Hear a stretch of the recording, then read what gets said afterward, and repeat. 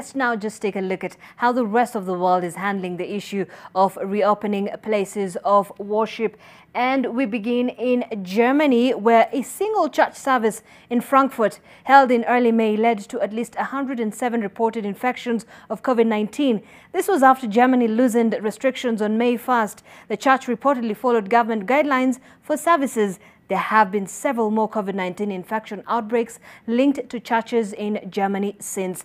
While away from that, we do also have, Saudi Arabia. Now, tens of thousands of mosques, except Mecca, were reopened after more than 2 months of closure. But just a week later, authorities were forced to shut down 39 mosques in the kingdom after coronavirus infections were suspected to have spiked among the worshippers. The annual Hajj pilgrimage is still suspended till further notice.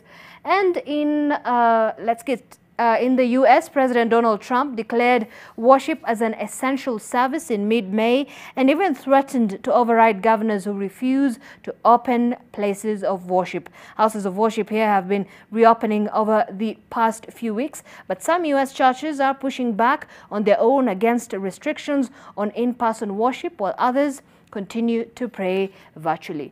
Well, away from that, in India, the reopening of places of worship, with each religion adopting its own ways to reduce infection cases. The reopening comes as India reported its biggest one-day jump in new cases.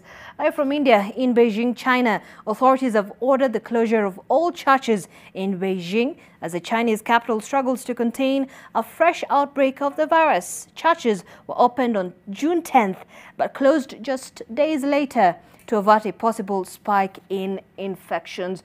And in South Africa, which is gradually reopening its economy, religious gatherings are also permitted under strict conditions, but this has caused division among religious leaders. Some places of worship have decided to keep their doors closed for safety reasons, while others are advising that strict measures be put in place first. That's the situation. Also like to get your feedback on today's team coverage. Remember the hashtag we are using. You can also check it out NTV Kenya at Zainab Ismail.